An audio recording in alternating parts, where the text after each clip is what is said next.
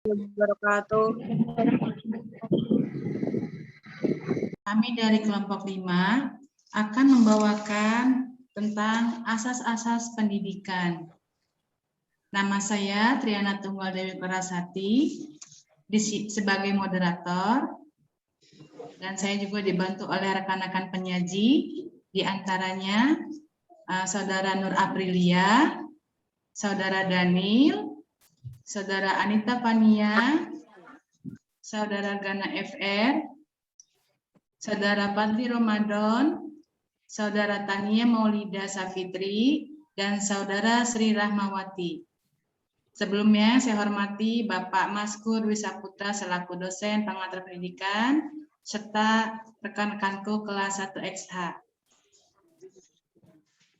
Kemudian dilanjutkan oleh rekan-rekan penyaji untuk menjelaskan materi tentang asas-asas pendidikan.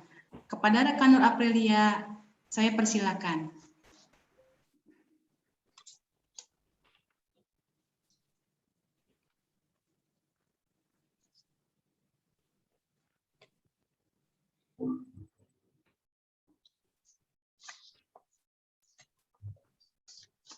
Rekan Aprilia.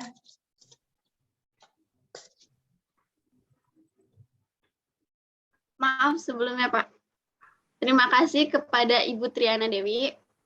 Di sini saya akan menjelaskan asas tuturi Handayani. Asas ini merupakan gagasan yang awal mulanya dikemukakan oleh Ki Hajar Dewantara, seorang perintis kemerdekaan dan pendidikan nasional. Tuturi Handayani mengandung arti pendidik dengan kewibawaan yang dimiliki mengikuti dari belakang dan memberi pengaruh, tidak menarik-narik dari depan, membiarkan anak mencari jalannya sendiri, dan bila anak melakukan kesalahan, baru pendidik membantunya. Asas tuturi Handayani ini juga mempunyai tujuan. Pertama, pendidikan yang dilaksanakan tidak menggunakan syarat paksaan. 2, pendidikan adalah penggulowentah yang mengandung makna among, momong, dan ngemong.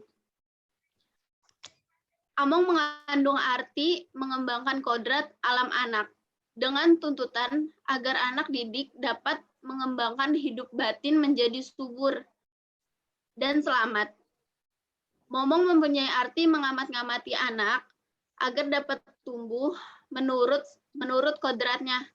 Ngemong berarti kita harus mengikuti apa yang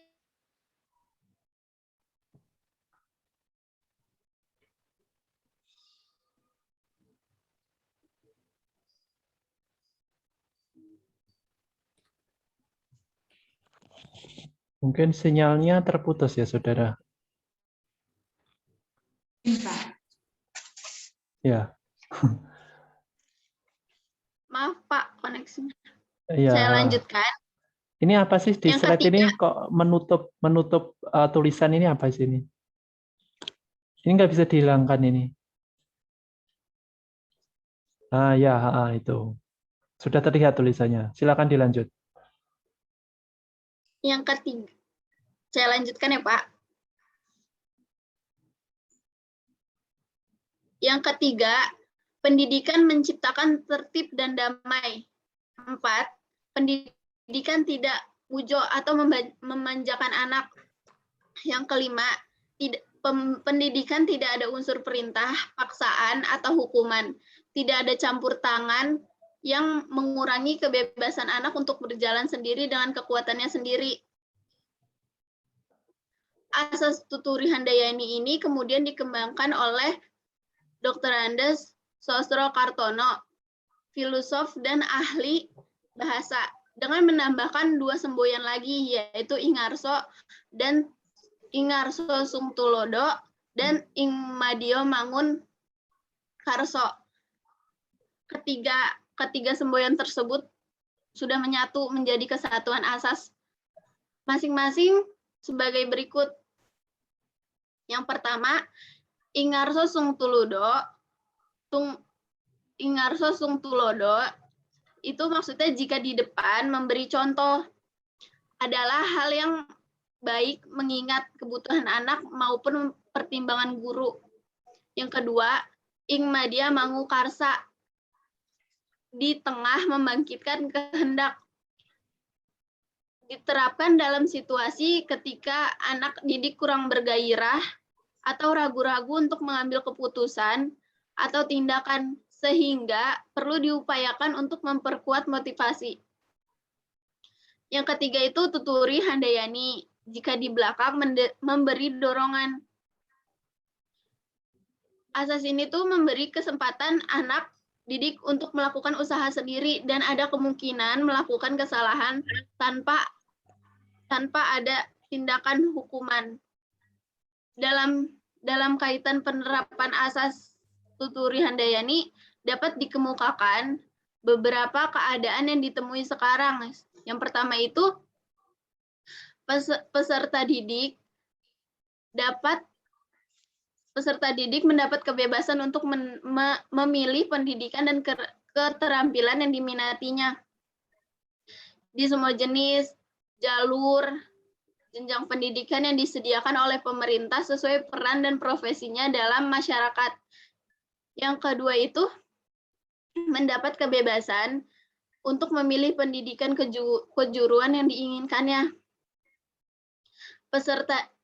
Yang ketiga, peserta didik yang memiliki kelainan atau cacat fisik atau mental memperoleh kesempatan untuk memilih pendidikan dan keterampilan yang sesuai dengan cacat yang disandang agar dapat bertumbuh menjadi manusia yang mandiri. Yang keempat, peserta didik di daerah terpencil mendapat kesempatan untuk memperoleh pendidikan dan keterampilan agar dapat berkembang menjadi manusia yang memiliki kemampuan dasar yang memadai sebagai manusia yang mandiri. Ketiga asas tersebut sebagai semboyan dalam pendidikan merupakan satu kesatuan asas yang telah menjadi asas penting dalam pendidikan Indonesia. Pendidikan juga mengandung makna atau arti mengembangkan kodrat alam anak dengan tuntutan agar anak didik dapat mengembangkan kehidupan lahir dan batin, menjadi subur dan selamat. Dan perkembangan peserta didik harus senantiasa diikuti dengan memberi bantuan pada saat anak membutuhkan. Sekian presentasi dari saya kembalikan ke moderator. Terima kasih kepada rekan April. Kemudian saya lanjutkan kepada rekan Tania untuk memberikan pengertian tentang asas dan macam-macam asas pendidikan. Kepada rekan Tania, saya persilahkan. Sebelumnya saya berterima kasih kepada moderator. Saya akan menjelaskan tentang pengertian asas pendidikan. Asas pendidikan merupakan suatu kebenaran yang menjadi dasar atau tumpuan berpikir, baik pada perancangan atau pelaksanaan pendidikan. Asas pendidikan juga bersumber dari pengalaman sepanjang sejarah perkembangan pendidikan di Indonesia. Asas pendidikan dianggap sangat relevan dengan upaya pendidikan, baik di masa kini ataupun di masa mendatang. Oleh karena itu, setiap tenaga pendidikan harus memahami dengan tepat asas pendidikan agar dapat menerapkan semestinya penyelenggaraan pendidikan di sehari-hari. Macam-macam asas pendidikan juga ada, diantaranya asas semesta menyeluruh terpadu, asas pendidikan sepanjang hayat, asas tanggung jawab bersama, asas manfaat adil dan merata, asas tuturi handayani, asas kemandirian dalam belajar, dan alam tak kembang menjadi guru. Itu saja yang dapat saya sampaikan. Saya akan kembalikan kepada moderator. Ya, terima kasih Pak. Terima kasih kepada rekan Tania. Kemudian saya sendiri akan menjelaskan tentang materi asas semesta menyeluruh dan terpadu, menggantikan rekan Gana. Di sini asas semesta menyeluruh dan terpadu, maksudnya pendidikan nasional terbuka bagi setiap manusia Indonesia, mencakup semua jenis dan jenjang pendidikan. Yang kedua, asas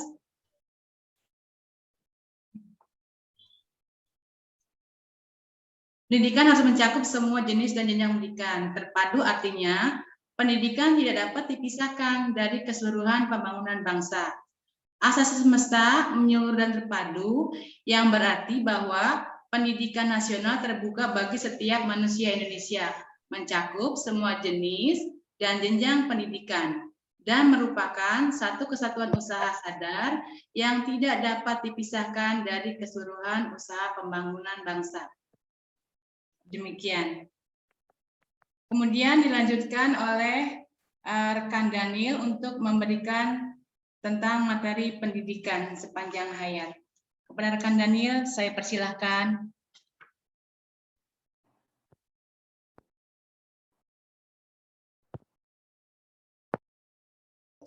Tentang asas pendidikan sepanjang hayat. Apa itu asas pendidikan sepanjang hayat? Adalah sebuah konsep yang menyatakan bahwa proses pendidikan dapat dilakukan kapan saja, di mana saja, tanpa dibatasi oleh usia. Nah, pernah kita dengar sabdanya Rasulullah SAW, itu tututlah ilmu dari buayan hingga sampai liang lahat. Jadi artinya menuntut ilmu itu hukumnya fardu atau wajib di setiap waktu dan kesempatan. Nah, dalam arti luas, pendidikan sepanjang hayat itu adalah bahwa pendidikan itu tidak berhenti hingga manusia menjadi dewasa saja, tetapi terus berlanjut sepanjang hidupnya, sepanjang hayatnya. Jadi lebih tinggi urgensinya pada saat ini karena manusia itu perlu terus-menerus menyesuaikan diri supaya dapat tetap hidup secara wajar dalam lingkungan masyarakatnya yang selalu berubah-ubah pada saat ini. Pendidikan sepanjang hayat merupakan jawaban terhadap kritik-kritik yang dilontarkan khususnya kepada sekolah. Jadi sistem sekolah secara tradisional mengalami kesukaran dalam menyesuaikan diri terhadap perubahan kehidupan yang sangat cepat dan tidak dapat memenuhi kebutuhan-kebutuhan yang sangat cepat tersebut. Nah, jadi pendidikan di sekolah ini hanya terbatas pada tingkat pendidikan sejak taman kanak-kanak sampai dengan masa dewasa atau kuliah. Nah, tidak akan memenuhi persyaratan-persyaratan yang dibutuhkan dunia yang berkembang ini sangat pesat. Jadi dunia yang selalu berubah ini membutuhkan suatu sistem yang sangat-sangat fleksibel. Jadi pendidikan harus tetap bergerak dan mengenal inovasi secara terus-menerus. Melalui proses belajar sepanjang hayat inilah manusia mampu meningkatkan kualitas kehidupannya secara terus-menerus. Jadi mampu mengikuti perkembangan ilmu dan teknologi serta perkembangan masyarakat yang diakibatkannya untuk menghadapi tantangan di masa depan. Jadi istilahnya bisa mengubah tantangan menjadi peluang. Nah, seperti itu. Pendidikan sepanjang hayat memungkinkan tiap warga negara Indonesia itu untuk mendapatkan kesempatan untuk meningkatkan kualitas diri dan kemandirian itu untuk sepanjang hidupnya. Mendapat kesempatan untuk memanfaatkan layanan lembaga-lembaga pendidikan yang ada di masyarakat. Lembaga pendidikan yang ditawarkan itu dapat bersifat formal, informal, ataupun non-formal. Nah, mendapat kesempatan mengikuti program-program pendidikan sesuai dengan bakat, minat, dan kemampuan dalam rangka mengembangkan pengembangan pribadi secara utuh menjadi manusia Indonesia seutuhnya berdasarkan Pancasila itu dan Undang-Undang Dasar 1945 itu dapat mengembangkan diri melalui proses pendidikan jalur jenjang dan jenis pendidikan tertentu sebagaimana tersurat dalam Undang-Undang Republik Indonesia nomor 2 tahun 1989. Nah, untuk keadaan yang ditemui sekarang banyak kaitannya dengan asas pendidikan sepanjang hayat ini. Ada yang beberapa keadaan yang dapat ditemui. Misalnya usaha pemerintah itu untuk memperluas kesempatan belajar telah sangat mengalami peningkatan menurut saya. Terbukti dengan semakin banyaknya peserta didik dari tahun ke tahun yang dapat ditampung dengan baik oleh lembaga-lembaga formal ataupun non formal. Jadi ada berbagai banyak jenis macam pendidikan dan berbagai jenjang pendidikan mulai dari TK sampai perguruan tinggi. Nah, yang kedua, usaha pemerintah ini dalam pengadaan atau pembinaan guru atau tenaga kependidikan pada semua jalur, jenis, dan jenjang agar dapat melaksanakan tugasnya secara proporsional dan profesional. Dan pada nantinya akan dapat meningkatkan kualitas dari hasil pendidikan di seluruh tanah air. Jadi pembinaan guru dan tenaga kependidikan ini sangat-sangat dibutuhkan dan sudah sampai saat ini sudah lumayan dijalankan di Indonesia. Nah, selanjutnya ada usaha pengadaan berbagai macam program pembinaan generasi muda, kepemimpinan dan keterampilan, kesegaran jasmani, daya kreasi, sikap patriotisme dan idealisme, adanya kesadaran berbangsa dan bernegara, kepribadian dan berbudi luhur. Jadi usaha pengadaan berbagai macam program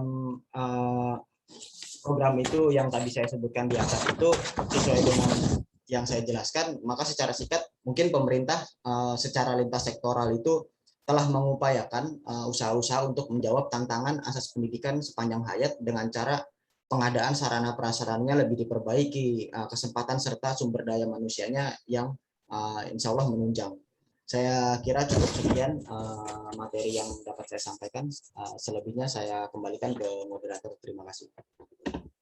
Ya, terima kasih kepada rekan Daniel untuk presentasinya. Kemudian saya lanjutkan kepada rekan Anita untuk mempresentasikan materi tanggung jawab. Kepada rekan Anita, saya persilahkan. Terima kasih moderator atas waktu yang diberikan. Saya akan menjelaskan asas tanggung jawab bersama. Bahwa pendidikan dilaksanakan merupakan tanggung jawab bersama, baik itu pemerintah, masyarakat, dan unit terkecil keluarga. Tanggung jawab adalah kewajiban terhadap segala sesuatu. Fungsinya, menerima pembebanan sebagai akibat dari sikap tindak sendiri atau pihak lain.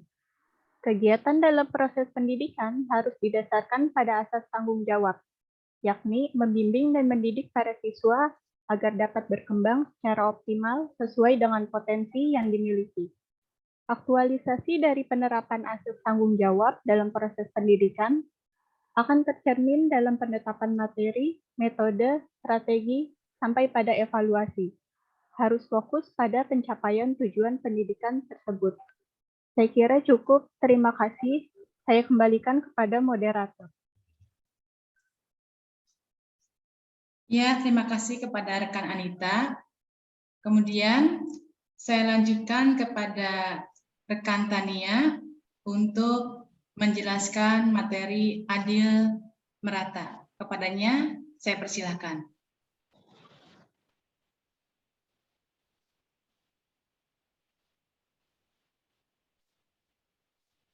Sebelumnya saya ingin berterima kasih kepada moderator. Saya akan menjelaskan tentang asas manfaat adil dan merata. Pendidikan bukan hanya sekadar wacana yang didengungkan oleh pemerintah, tetapi ia adalah hak yang harus diberikan oleh negara kepada rakyatnya. Ada salah satu asas yang menyangkut tentang keadilan pemerataan pendidikan di Indonesia. Asas manfaat yang berarti pendidikan harus mengingat kemanfaatannya bagi masa depan peserta didik, masyarakat, bangsa, negara, dan agama. Sementara itu, asas adil dan merata maksudnya adalah penyelenggaraan pendidikan harus dinikmati oleh seluruh lapisan masyarakat sesuai dengan kemampuan dan kebutuhannya. Asas manfaat adil dan merata meliputi juga asas non-diskriminatif atau tidak membedakan yang memandang manusia Indonesia seutuhnya tanpa diskriminasi antara rakyat kota, desa, daerah, suku, jenis kelamin, agama, dan lain-lain. Itu saja yang dapat saya sampaikan. Saya akan kembalikan kepada moderator. Ya, terima kasih pada rekan Tania atas penjelasan materinya. Kemudian dilanjut oleh rekan Padli yang akan mempresentasikan tentang materi kemandirian. Kami persilakan. Ya, terima kasih. Terima kasih moderator.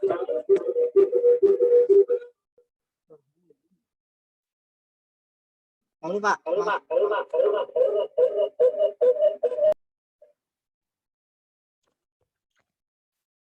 Ini suaranya kok mantul-mantul, Saudara Fadli ya?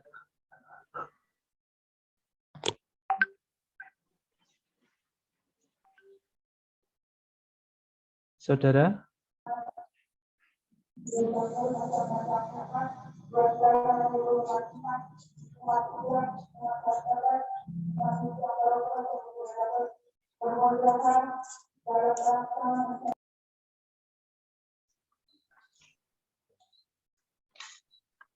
Saudara? Moderator dengar suara saya? Ya, dengar Pak. Ini terjadi apa ini? Masalah apa? Sinyal ya? Saudara Fadli Iya, ya? Pak. Iya, Pak. Ya Pak, sinyal bengkak gini.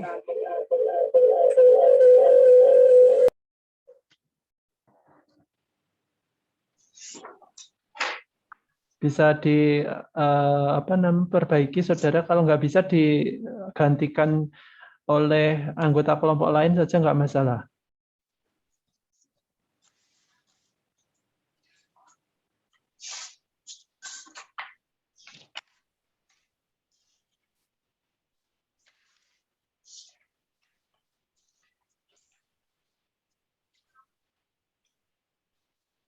Iya Pak, biar saya menggantikan rekan Iya, Fadli Pak. silakan. Nanti kelamaan saudara. Silakan saudara. Di sini asas kemandirian dalam belajar, aktivitas belajar yang berlangsung lebih didorong oleh kemauan sendiri, pilihan sendiri, dan tanggung jawab sendiri dari pembelajaran. Asas ini tidak dapat dipisahkan dari dua asas, tuturi handayani dan belajar sepanjang hayat. Implikasi dari asas ini adalah pendidik harus menjalankan peran komunikator, fasilitator, organisator, dan sebagainya. Pendidik diharapkan dapat menyediakan dan mengatur berbagai sumber belajar sedemikian rupa, sehingga memudahkan peserta didik berinteraksi dengan sumber belajar tersebut. Demikian, Pak. Kemudian saya lanjutkan kepada rekan Sri untuk menjelaskan materi takambang. Pada rekan Sri, saya persilahkan. Baik, sebelumnya terima kasih kepada moderator Ibu Triana yang telah memberikan saya waktu untuk menjelaskan tentang alam takambang jadi guru. Alam takambang jadi guru adalah pepatah yang berasal dari Minangkabau. Kalau dijadikan bahasa Indonesia, kira-kira menjadi alam terkembang atau terbentang luas dijadikan sebagai guru. Dewasa ini, pepatah tersebut masuk dalam moto pembelajaran untuk guru. Entah kapan dimulai yang jelas, perangkat pembelajaran tersebut telah digandakan oleh banyak guru. Secara tidak langsung menyebarluaskan pepatah alam takambang jadi guru. Nyata bagi banyak guru, pepatah ini sudah familiar juga, bahkan di negeri Belanda juga sangat dikenal oleh pakar pendidikan di sana. Guru di daerah Sumatera Barat dan guru-guru penutur bahasa Melayu pada umumnya akan langsung mengerti makna pepatah tersebut. Di ranah Minang, ungkapan tersebut sangat komunikatif. Sementara itu, mereka yang tidak mengerti bahasa Melayu dan bahasa Minang hanya bisa mengira dan mendiskusikan pengertiannya kepada teman sejawat. Namun mereka tidak akan banyak menemui kesulitan untuk itu. Lagi pula, konsep alam takambang jadi guru sangat praktis dan universal. Pepatah alam takambang jadi guru ini sangat dipahami oleh penutur bahasa Melayu.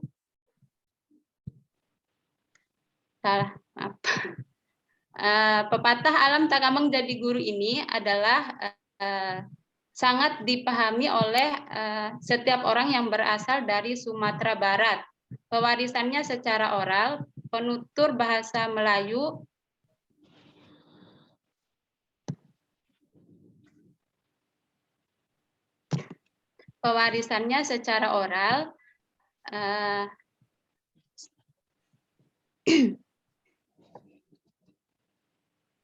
pepatah atau ungkapan ini bermakna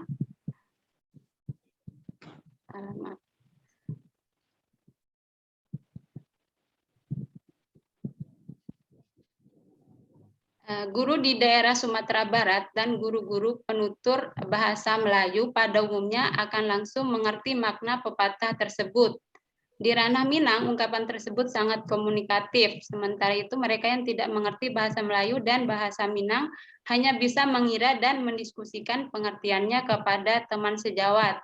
Namun mereka tidak akan banyak menemui kesulitan itu.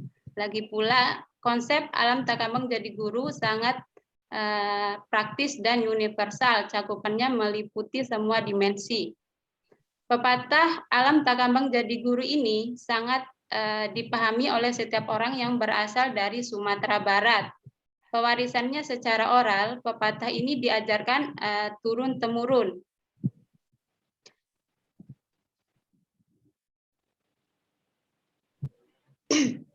Sejatinya pepatah atau ungkapan ini bermakna agar kita belajar pada alam yang menyajikan berbagai fenomena. Pertama, menunjukkan kepada kita apa sesungguhnya sumber dari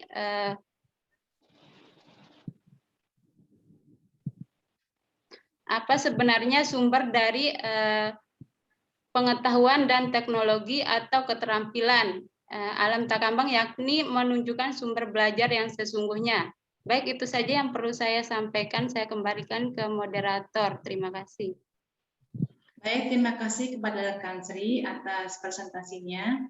Ya, demikian Pak dosen presentasi dari kelompok kami. Mungkin lebih kurangnya kami mohon maaf atas segala kekurangannya. Dan kepada rekan-rekan kelas XH, kami persilakan untuk bertanya kepada kelompok kami melalui WA ya Pak ya? Ya, silahkan, nggak apa-apa. Melalui WA saja, nanti laporannya biar mudah, saudara tinggal copy paste. Ya, dan juga jawabnya lewat sini, tapi pertanyaannya dikirim lewat WA grup saja. Pertanyaan langsung gitu Pak, langsung online begini, jawabnya. Jawabnya, jadi pertanyaannya lewat WA grup, jawabannya langsung online. Iya Pak. Bapak. Ya. Kami juga mohon maaf Pak bila banyak kekurangan, dan juga kami minta masukannya dari Bapak selaku dosen pengantar pendidikan. Mungkin saya tutup dulu ya Pak ya. Jangan, nanti ditutupnya nanti setelah diskusi ya saudara. Sudah, saya ambil alih dulu saudara. Ya, terima kasih Bapak. Oke, sambil saya mengambil alih, silahkan yang ingin bertanya. Ini dibatasi berapa, moderator? Pertanyaannya dibatasi berapa? Dibatasi 5, Pak. Oh, 5, oke. Dibatasi 5 ya audien. Jadi untuk yang lebih dari 5 nanti kalau ada waktu ya dijawab, kalau nggak ada waktu ya. Jadi 5 dulu. Silakan dikirim melalui WA group. Jadi dikirim nama penanya dan pertanyaannya apa. Ya, nama penanya dan pertanyaannya apa dikirimkan WA group, nanti biar dicek oleh anggota kelompok 5 untuk dijawab. Oke, sambil menunggu yang bertanya ya, sambil menunggu yang bertanya, terima kasih kelompok 5 telah mempresentasikan terkait asas-asas pendidikan ya. Presentasinya sudah cukup baik ya, pembagiannya sudah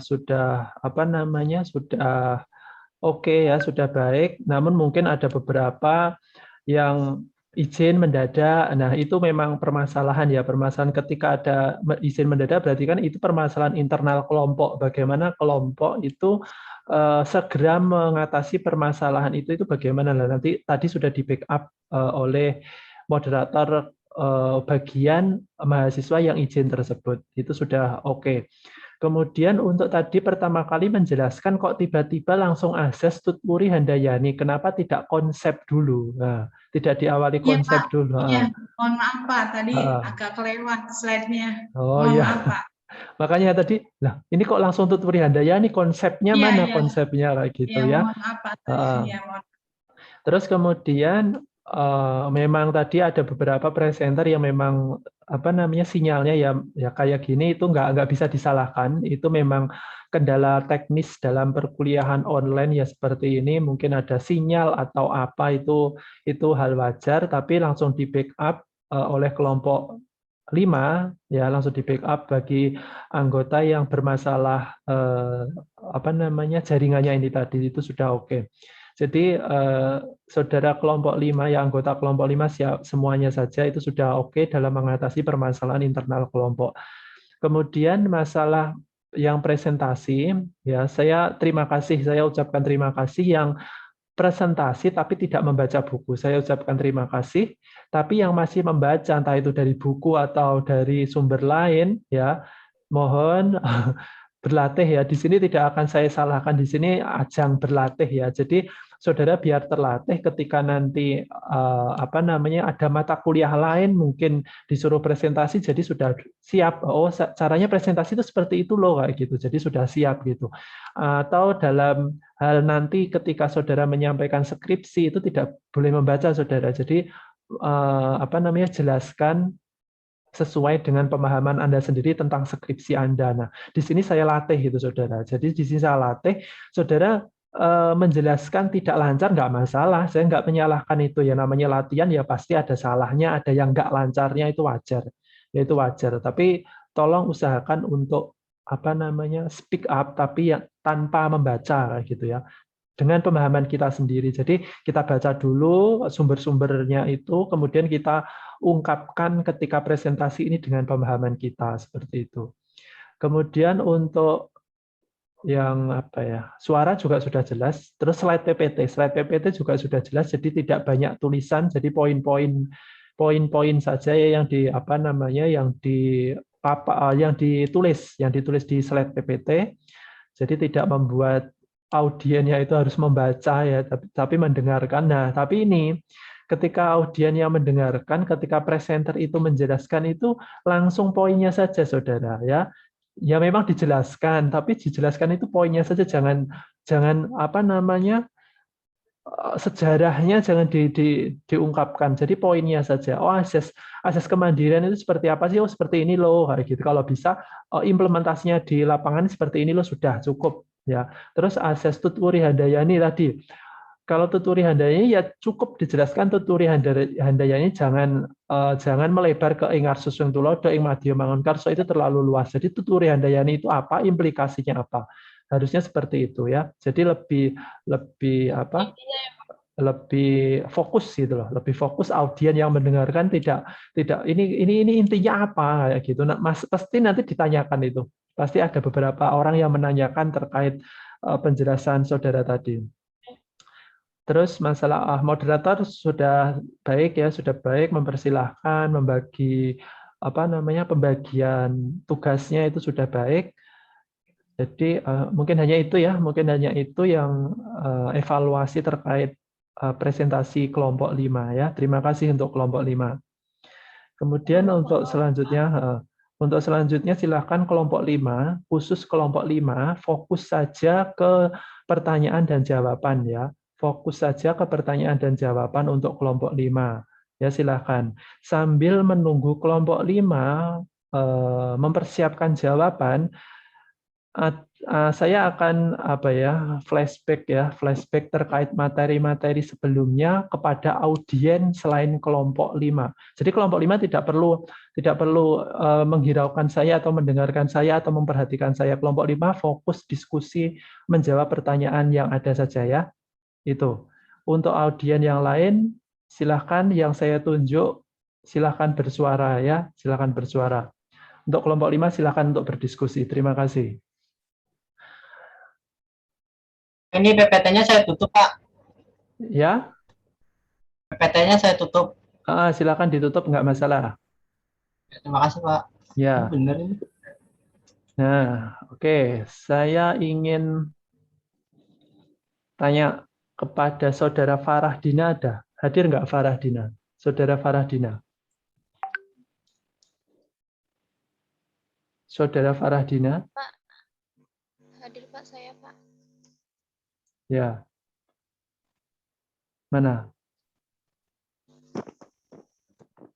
Ya maaf sebentar ya Pak. Ya, saya mute dulu. Ya, Saudara Farahdina ada?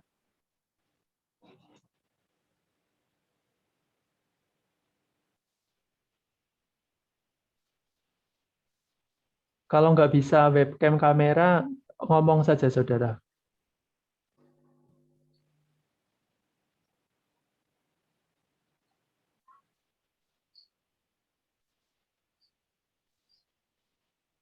Halo, Saudara?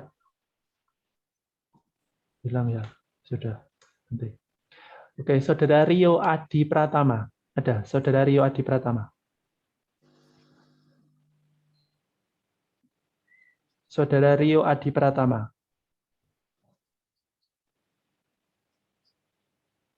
Nggak ada lagi. Nah, kemana ini? Saudara Naswa Aura. Naswa Aura. Ada?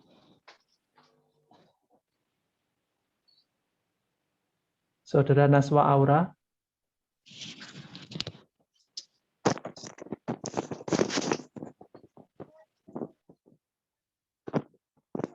Nggak ada. Nah, ini nggak ada semua ini. Saudara Maximilianus. Weren Krisantoro. Namanya keren banget. Saudara Maximilianus, ada?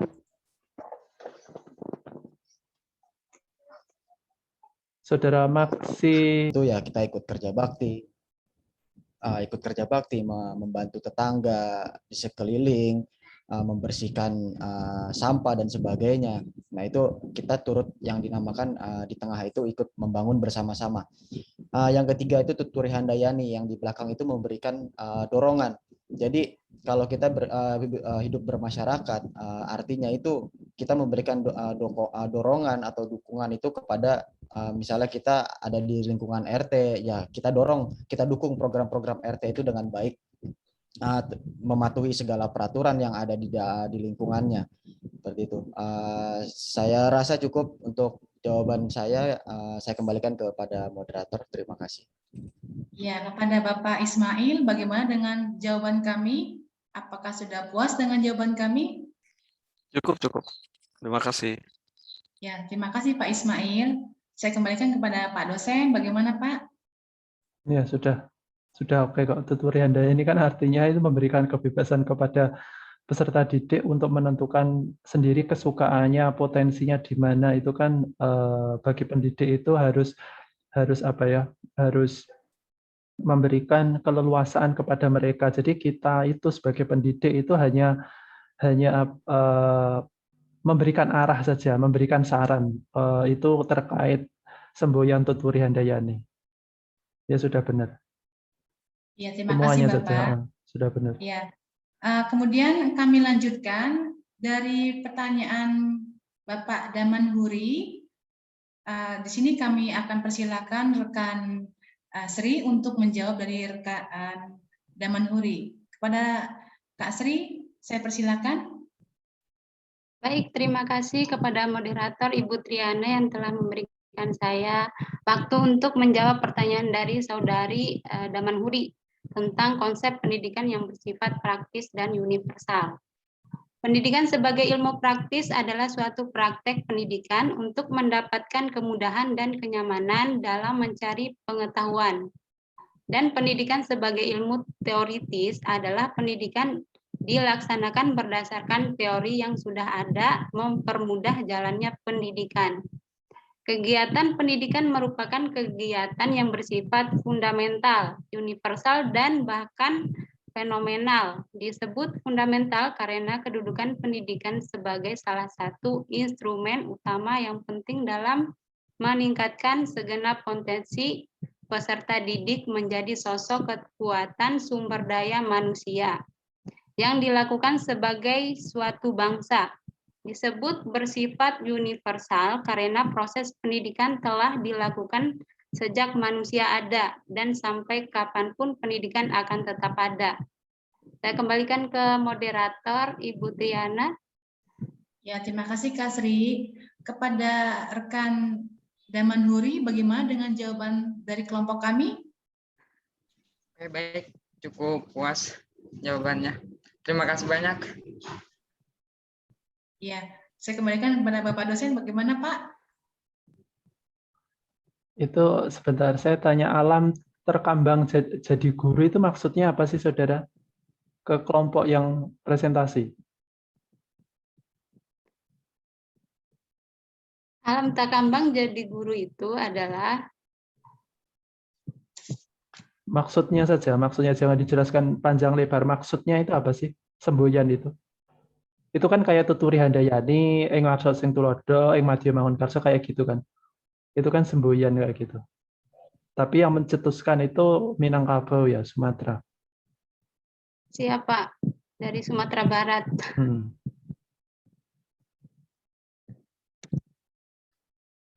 Itu semboyan itu tuh maksudnya kayak apa sih? Baik Pak, alam takambang jadi guru itu sebenarnya adalah guru adalah sumber belajar baik di sekolah maupun di luar sekolah. Kalau menurut saya sih itu alam takambang menjadi guru adalah sumber belajar baik untuk di sekolah maupun di luar sekolah.